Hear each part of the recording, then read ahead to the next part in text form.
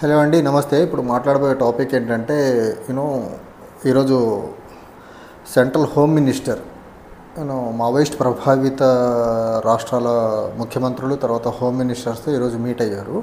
So ఆ మీటింగ్లో మా home minister of India Amit Shah చెప్పింది ఏంటంటే 2026 కల్లా భారతదేశంలో మావోయిస్టులు అనేది లేకుండా చేయాలి అనే ఒక ఇంకా డెడ్ లైన్ పెట్టి వీళ్ళకు డైరెక్షన్స్ ఇచ్చినట్టు తెలుస్తుంది.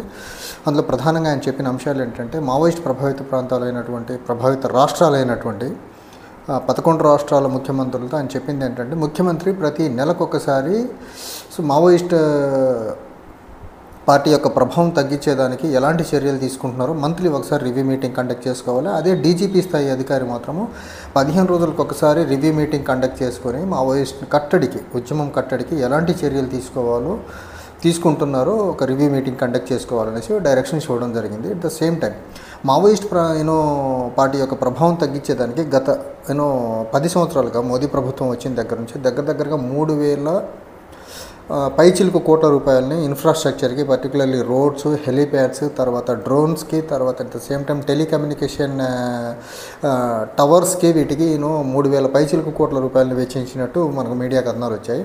ఇదే క్రమంలో ఇంకొక హోమ్ మినిస్టర్ చెప్పిన ఇంకొక మాట ఏంటంటే, ఖచ్చితంగా మావోయిస్టులలో ఎవరైతే ఉన్నారో వాళ్ళు వచ్చి జనజీవన స్రవంతిలోకి కలిసిపోయి దేశం యొక్క అభివృద్ధి కోసము కలిసి పనిచేయాలి అనేసి ఒక పిలుపునైతే ఇవ్వడం జరిగింది. ఈ క్రమంలో అసలు మావోయిస్ట్ పార్టీ యొక్క ఆవిర్భావం భారతదేశంలో ఎందుకు జరిగింది, దానికి ప్రధాన కారణం ఏంటి? ఒకప్పుడు 11 రాష్ట్రాల్లో చాలా ఉధృతంగా ఉన్నటువంటి 11 రాష్ట్రాలు కాకుండా అప్పటి మాజీ కేంద్ర మంత్రి జయరాం రమేష్ రాసిన ఆర్టికల్ ఏదైతే ఉందో, from Pashupati to Tirupati, eastern Ghats మొత్తము ఏదైతే మనకు బీహార్ దగ్గర నుంచి మొదలుకొని west Bengal, then Jharkhand, Chhattisgarh, Odisha, Andhra Pradesh, almost కింద కర్ణాటక, తమిళనాడు, ఈ ప్రాంతం అంతా ఈస్టర్న్ ఘాట్స్ రీజియన్ అంతా మావోయిస్ట్ ప్రభావిత రాష్ట్రాలుగా, మావోయిస్ట్ పార్టీ యొక్క ఉద్యమాలతో చాలా చురుగ్గా ఉండే ప్రాంతాలు ఇవన్నింటిని కలిపి ఫ్రమ్ పశుపతి టు తిరుపతి అని ఒక ఆర్టికల్ రాశారు. అంత ప్రాబల్యం ఉన్న మావోయిస్ట్ పార్టీ ఈరోజు కొన్ని పాకెట్స్ ఆఫ్ ఇండియాకే కన్ఫైన్ అయ్యేదానికి కారణాలు ఏంటి? అసలు మావోయిస్ట్ పార్టీ ఇంత పార్టీ యొక్క ప్రాబల్యం తగ్గేదానికి కారణాలు ఏంటి అని మనం ప్రధానంగా చూసుకున్నట్లయితే, ప్రధానంగా మనకు మావోయిస్ట్ పార్టీ 1967లో నక్సల్బరీ ప్రాంతంలో చారు మజుందార్ స్టార్ట్ చేశారు. అది ఎందుకు స్టార్ట్ చేశారంటే, మెయిన్లీ మావోయిస్ట్ పార్టీ యొక్క ప్రైమ్ థీమ్ వచ్చేసి దున్నేవాడికే భూమి మీద హక్కు, దాన్ని సాగు చేసేవాడికి ఉండాలా, పెత్తందారుల చేతిలో ఉండొద్దని ఒక నక్సల్బరీ ప్రాంతంలోని, వెస్ట్ బెంగాల్లోని నక్సల్బరీ ప్రాంతంలో ఈ ఉద్యమాన్ని స్టార్ట్ చేశారు. సో అక్కడ నుంచి అంచెలంచెలుగా ఎదుర్కొంటూ శ్రీకాకుళం దీని నుంచి తెలంగాణ నుంచి different parts of Maharashtra, Madhya Pradesh, Chhattisgarh, ఈ రాష్ట్రాలన్నిటికీ అనతి కాలంలోనే ఆల్మోస్ట్ క్లోజ్ టు 1990స్కి వచ్చేసరికి భారతదేశంలోని దాదాపుగా బ్యాక్వర్డ్ రీజియన్స్గా చెప్పుకోబడే స్టేట్స్ అన్నిటిలో మినరల్ రిసోర్సెస్ రిచ్గా ఉన్నటువంటి ప్రతి రాష్ట్రంలో కూడా మావోయిస్ట్ పార్టీ యొక్క ప్రాబల్యం చాలా బలంగా ఉండేది. పర్టికులర్లీ ఒక స్టేజ్లో ఇప్పుడు తెలుగు రాష్ట్రాలుగా చెప్పుకోబడుతున్నట్టు ఆంధ్రప్రదేశ్, తెలంగాణ, లేకపోతే అప్పటి ఉమ్మడి రాష్ట్రంగా ఉన్నటువంటి ఆంధ్రప్రదేశ్ చాలా AP center to the Maoist party కార్యకలాపాలుగా ఉండేది. అందులో కూడా ప్రధానంగా మనం చెప్పుకోవాల్సి వస్తే వరంగల్, ఇప్పుడు నీట్గా చెప్పుకోబడుతున్న వరంగల్ అప్పటి ఆర్ఈసీ, తర్వాత మనకు ఉస్మానియా యూనివర్సిటీ చాలా ఎపీ సెంటర్గా ఉండేది మావోయిస్ట్ పార్టీ కార్యకలాపాలకు. ఇక్కడ నుంచి సెంట్రల్ లీడర్షిప్, కేంద్ర కమిటీకి చాలామంది నాయకుల్ని పంపించిన యూనివర్సిటీ ఏదైనా ఉన్న, ఇంజనీరింగ్ కాలేజ్ ఏదైనా ఉందంటే అది ఆర్ఈసీ వరంగల్. సో ఈ రకంగా ఇంత ఉధృతంగా తెలుగు రాష్ట్రాల్లో కూడా దేశానికే లీడర్షిప్ని అందించిన తెలుగు రాష్ట్రాల్లో కూడా ఈరోజు మావోయిస్ట్ పార్టీ కార్యకలాపాలు ఆల్మోస్ట్ వైపుడ్ అవుట్ అయిపోయినాయి. ఎక్కడో ఉన్న పార్ట్స్ ఆఫ్ నార్థన్ తెలంగాణ, తర్వాత ఏఓబి రీజియన్లో మనకు అరకు ప్రాంతంలో తప్ప తెలుగు రాష్ట్రాల్లో కూడా మనకు మావోయిస్ట్ పార్టీ యొక్క ప్రభావం చాలా సన్నగిల్లిపోయింది. దీనికి ప్రధానంగా కారణం మనం చూడాల్సి వస్తే 1991లో ఏదైతే ఎల్పిజి రిఫార్మ్స్ని అప్పటి కాంగ్రెస్ ప్రభుత్వమును ప్రధానిగా ఉన్నటువంటి పివి నరసింహారావు ఇంట్రడ్యూస్ చేశాడో, సో దానివల్ల మనకు లిబరలైజేషన్, ప్రైవేటైజేషన్, గ్లోబలైజేషన్ రిఫార్మ్స్ వల్ల భారతదేశంలో పట్టణీకరణ పెరిగింది, టెక్నాలజీ పెరిగింది, విద్యా ఉపాధి అవకాశాలు అర్బన్ ప్రాంతాలకు పెరగడం వల్ల గ్రామీణ ప్రాంతం నుంచి అర్బన్ రీజియన్స్కి యువత విద్యా ఉపాధి అవకాశాల కోసం అర్బన్ ప్రాంతాలకు వెళ్ళిపోయిన గ్రామీణ ప్రాంతాల్లో లేకుండా ఉంటాం. మావోయిస్ట్ పార్టీ ప్రాబల్యం మెజారిటీ గ్రామాల్లో ఉన్న అర్బన్స్లో ఉన్నా కానీ అర్బన్ పట్టణ ప్రాంతాల్లో మనకు మావోయిస్ట్ పార్టీ సింపథైజర్స్ ఎక్కువ ఉండేవాళ్ళు. కానీ మావోయిస్ట్ పార్టీ కార్యకలాపాలు ఎక్కువ గ్రామీణ ప్రాంతాల్లో జరగటం వల్ల యువత ఏదైతే ఎడ్యుకేటెడ్ యువత అర్బన్ రీజియన్స్కి వచ్చేయడం వల్ల మావోయిస్ట్ పార్టీ వైపు చదువుకున్న యువత అట్రాక్షన్ ఎల్పిజి తర్వాత తగ్గింది, పర్టికులర్లీ ఆఫ్టర్ 1995 to 2000. సో ఈ క్రమంలో మావోయిస్ట్ పార్టీలో రిక్రూట్మెంట్స్ అనేవి విద్యావంతులు తగ్గి సెమీ ఎడ్యుకేటెడ్ లేకపోతే ఎడ్యుకేషన్ తక్కువగా ఉన్నోళ్ళు వెళ్ళి మావోయిస్ట్ పార్టీ యొక్క ఐడియాలజీని కరెక్ట్గా అర్థం చేసుకోకపోగా పోలీసుల యొక్క కోవర్ట్లుగా మారిపోయి పోలీసుల యొక్క ఏజెంట్స్గా మారిపోయి మావోయిస్ట్ పార్టీలో ఉంటూ మావోయిస్ట్ పార్టీని బలహీనపరిచే ప్రక్రియను కొంతమంది చేశారు. సో ఒక పక్క ఎడ్యుకేటెడ్ యూత్ భావజాలానికి కనెక్టెడ్గా స్టికాన్గా ఉండే యూత్ ఏమో అర్బన్ ప్రాంతాల్లో ఉపాధి అవకాశాలు ఎత్తుక్కుంటూ వచ్చేయడము, తర్వాత గ్రామీణ ప్రాంతాల్లో చదువు తక్కువగా ఉన్న యువత ఏదైతే ఉందో వాళ్ళు పోలీసులకు కోవర్లుగా మారిపోవడము, భావజాలాన్ని సరిగ్గా అర్థం చేసుకోకపోవడంలో మావోయిస్ట్ యొక్క పార్టీ యొక్క ప్రాబల్యము పర్టికులర్లీ 2000 సంవత్సరం తర్వాత కొంచెం తగ్గుకుంటూ వచ్చింది. ఇంకా ఎప్పుడు టెక్నాలజీ పెరుగుకుంటూ వచ్చేసరికి యువత యొక్క ఇంట్రెస్ట్ అంతా టెక్నాలజీ ఎడ్యుకేషన్ ఎంప్లాయ్మెంట్ చుట్టూ అర్బన్ సెంట్రిక్గా జరిగింది తప్ప వెపన్స్ పట్టుకుని లేకపోతే భావజాలాన్ని స్టికాన్ అయ్యి అడవుల్లోకి వెళ్ళి ఉద్యమాలు చేయాలనే ఒక ఆశయం అనండి లేకపోతే ఒక ఎక్సైట్మెంట్ అనేది యూత్లో తగ్గుకుంటూ వచ్చింది. అట్ ద సేమ్ టైం పోలీసుల సైడ్ నుంచి ఒక రకమైన కూంబింగ్ ఆపరేషన్స్ అవనివ్వండి, లేకపోతే ఆక్టోపస్ గ్రీన్ హంట్ లాంటి ఆపరేషన్స్ అవనివ్వండి, స్పెషల్ బెటాలియన్ చేస్తున్నటువంటి కూంబింగ్ అవనివ్వండి, ఇవన్నీ గ్రామీణ ప్రాంతాల్లో ఒక రకమైన అలజడిని సృష్టించడం, ఎన్కౌంటర్లు పెరగడం.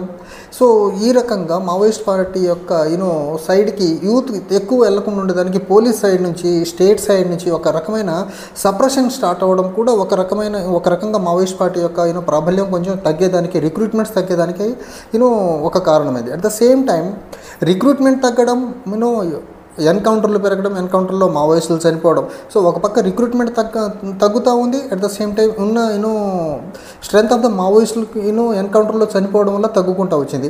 దీనివల్ల మావోయిస్టుల యొక్క ప్రభావము తెలుగు రాష్ట్రాల్లో ఆల్మోస్ట్ 2004 గవర్నమెంట్తో మావోయిస్ట్ పార్టీకి జరిగిన చర్చల తర్వాత ఆల్మోస్ట్ రిక్రూట్మెంట్ అనేది చాలా డ్రాస్టిక్గా పడిపోయింది. అప్పుడు తెలుగు రాష్ట్రాల్లో చాలా ఉధృతంగా ఉన్నటువంటి మావోయిజము తెలుగు రాష్ట్రాలతో పాటు జార్ఖండ్, ఒడిషా, ఛత్తీస్గఢ్, బీహార్ లాంటి రాష్ట్రాల్లో, వెస్ట్ బెంగాల్ లాంటి రాష్ట్రాల్లో చాలా ఉధృతంగా ఉన్నటువంటి మావోయిజం ఒక్కసారిగా 2004 తర్వాత డ్రాస్టిక్గా ఆ ఉద్యమం తగ్గుకుంటూ వచ్చింది. ఈరోజు తెలుగు రాష్ట్రాల్లో కానీ జార్ఖండ్లో కానీ బెంగాల్లో కానివ్వండి, ఒడిషాలో కానీ అన్ని కొన్ని చిన్న పాకెట్స్కి కుదించుకుపోయింది.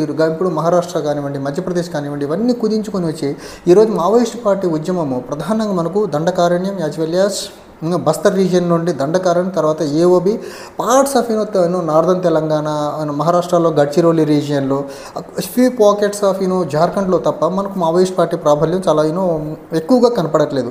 సో దీనికి ప్రధానంగా మావోయిస్ట్ పార్టీ రిక్రూట్మెంట్స్ తగ్గడమే ఒక ప్రధాన కారణం. తర్వాత బీజేపీ 2014లో మనకు సెంట్రల్లో పవర్లోకి వచ్చిన తర్వాత బీజేపీ ఫారిన్ ఫండ్ అవనివ్వండి, లేకపోతే మావోయిస్ట్ పార్టీకి అర్బన్ ప్రాంతాల నుంచి వచ్చే ఫండ్స్ అవనివ్వండి, లేకపోతే వెపన్స్ అవనివ్వండి, వాటి మీద ఎక్కువ ఫోకస్ చేసి మావోయిస్ట్ పార్టీకి కావాల్సిన logistical support, resources crunch create చేయడంలో బీజేపీ చాలా గ్రాండ్గా సక్సెస్ అయింది.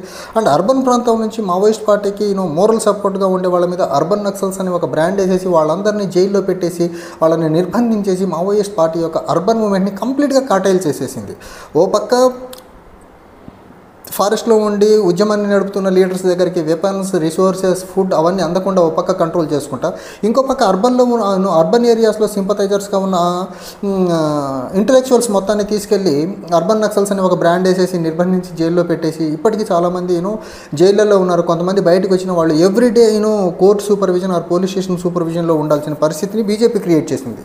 ఈ రకంగా మావోయిస్ట్ పార్టీ మీద ఒక కేంద్ర ప్రభుత్వం పర్టికులర్లీ ఉక్కుపాదం మోపుతూ ఉంది. మనం చూసుకున్నట్లయితే ఇప్పుడు దండకారణ్యం ప్రాంతంలో కూంబింగ్ ఆపరేషన్ చేసేటువంటి బీఎస్ఎఫ్ కానివ్వండి, సిఆర్పిఎఫ్, బీఎస్ఎఫ్, తర్వాత బోర్డర్స్ మనకు సిఆర్పిఎఫ్ అండ్ బీఎస్ఎఫ్ ఈ రెండు క్రియేట్ చేసింది.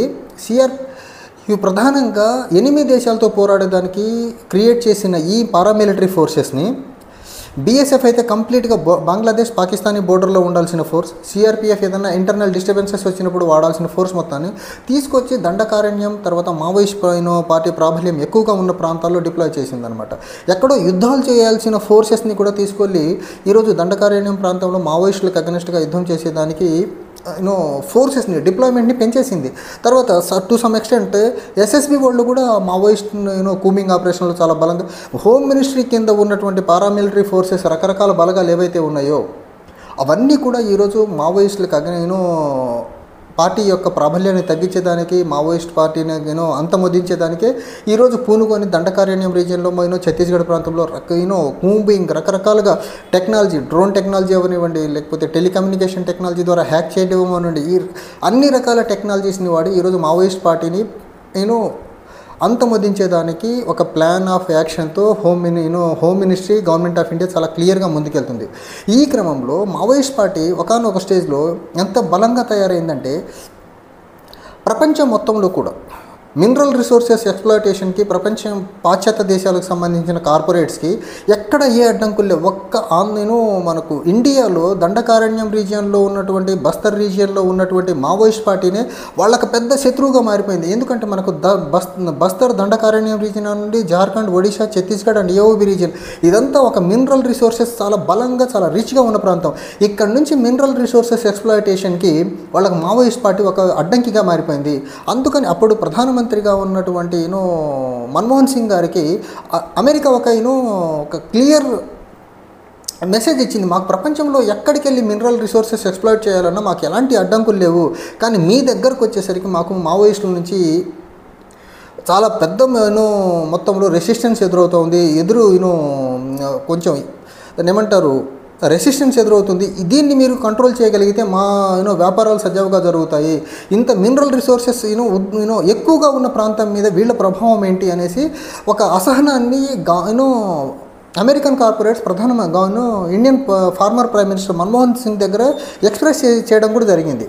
ఈ క్రమంలో మావోయిస్ట్ పార్టీ యొక్క ఏదైతే మావోయిస్ట్ పార్టీ యొక్క ప్రభావం వల్ల గవర్నమెంట్ ఏ రకమైన లెజిస్లేషన్స్ తీసుకొచ్చింది అంటే అందులో మనం ప్రధానంగా చెప్పుకోవాల్సింది కార్మికులకి వెల్ఫేర్ కోసం తీసుకొచ్చిన చట్టాలు ఇవ్వనివ్వండి, ల్యాండ్ సీలింగ్ యాక్ట్ అవ్వనివ్వండి, తర్వాత రైట్ టు ఫారెస్ట్ యాక్ట్ ఏదైతే 2005లో తీసుకొచ్చారో అది ఖచ్చితంగా మావోయిస్ట్ పార్టీ యొక్క ప్రాబల్యం వల్ల ఆ ప్రభావాన్ని తగ్గించేదానికే తీసుకొచ్చిన చట్టం అది.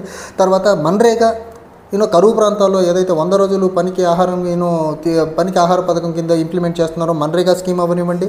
తర్వాత right to education act, Maoist ప్రభావిత ప్రాంతాల్లో ఎడ్యుకేషన్ యొక్క ఇన్ఫ్రాస్ట్రక్చర్ని పెంచేదానికి, పిల్లలకి స్కూల్కి ఫెసిలిటీస్ని, తర్వాత ప్రైమరీ స్కూలింగ్ని పెంచేదానికి ఇదంతా మావోయిస్ట్ ప్రాంతాల్లో కానీ దేశవ్యాప్తంగా చట్టాన్ని తీసుకొచ్చిన ఈ ప్రధానంగా మావోయిస్ట్ పార్టీ యొక్క ప్రభావం వల్ల, మావోయిస్ట్ పార్టీ యొక్క పోరాటం వల్ల వచ్చిన ఉద్యమ చట్టాలు ఇవి.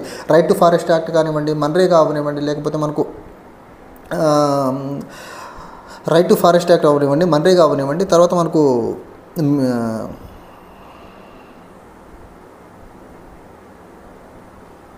ల్యాండ్ సీలింగ్ యాక్ట్ అవనివ్వండి, లేకపోతే కార్మిక చట్టాలు అవనివ్వండి, మావోయిస్ట్ పార్టీ యొక్క ఉద్యమాలను మావోయిస్ట్ పార్టీ యొక్క అడ్వకేట్ చేసినటువంటి అంశాలను బేస్ చేసుకొని వచ్చిన చట్టాలు ఇవి. దీనికి తోడు ఈ చట్టాల పరంగా భారతదేశంలో ఇలాంటి రిఫార్మ్స్ తీసుకొచ్చేదానికి వస్తే కేంద్ర ప్రభుత్వం మావోయిస్ట్ పార్టీని ఒక ప్రాబల్యం తగ్గించేదానికి కేంద్ర ప్రభుత్వంలో ఉన్నటువంటి ఏజెన్సీస్ ఏవైతే ఉన్నాయో, పర్టికులర్లీ ఈడీ, తర్వాత ఎన్ఐఏ లాంటి ఏజెన్సీస్ని వాడి మావోయిస్ట్ పార్టీ యొక్క కదలికల్ని, తర్వాత వాళ్ళకు వచ్చే ఫండింగ్ మీద చాలా తీవ్రమైన నిఘా వేసేసి మావోయిస్ట్ పార్టీకి ఫండ్స్ అందకుండా చేసేసింది. సో ఇప్పుడు ఈ రకంగా చూసుకుంటే గవర్నమెంట్ సైడ్ నుంచి ఎన్ని రకాల టాక్టిక్స్ వాడాలో అన్ని టాక్టిక్స్ వాడుతుంది మావోయిస్ట్ పార్టీని కట్టడి చేసేదానికి లేకపోతే కంట్రోల్ చేసేదానికి. కానీ హోమ్ మినిస్టర్ చెప్పినట్టు 2026కి భారతదేశం నుంచి మావోయిస్ట్ పార్టీ అనేది ఒకటి లేకుండా చేయడం సాధ్యం అవుతుందా లేదా అంటే అంత ఈజీ కాదు. మావోయిస్ట్ పార్టీ అనేది భారతదేశంలో అసమానతలు, పేదరికం, కుల వివక్ష ఉన్న రోజులు మావోయిస్ట్ పార్టీ డైరెక్ట్గా ఫారెస్ట్లో గన్స్ పట్టుకొని ఉండకపోవచ్చు, కానీ ఆ ఎదిరించే లక్షణాలతో కూడుకున్న ఉద్యమం మాత్రం భారతదేశంలో అసమానతలు ఉన్నన్ని రోజులు ఉద్యమం ఏదో ఒక రూపంలో మాత్రం ఇంటాక్ట్గా ఉంటుంది. దాన్ని అంత ఈజీగా భారతదేశంలో ఈ అసమానతలు తొలగించడం అంత ఈజీ కాదు. అసమానతలు తొలగించలేని దేశంలో ఖచ్చితంగా ఉద్యమం ఏదో ఒక రూపంలో జరుగుతూనే ఉంటుంది. చూడాలి మరి 2026కి హోమ్ మినిస్టర్ చెప్పినట్టు భారతదేశం నుంచి మావోయిజాన్ని కంప్లీట్గా తుడిచిపెట్టేస్తారా, లేకపోతే మావోయిస్ట్ పార్టీ తన ఉద్యమ పందాన్ని మార్చుకొని ఇంకొక వేలో ఉద్యమాన్ని ముందుకు లీడ్ చేస్తా అనేది దానికి కాలమే సమాధానం చెప్పాల్సి ఉంది. Thank you.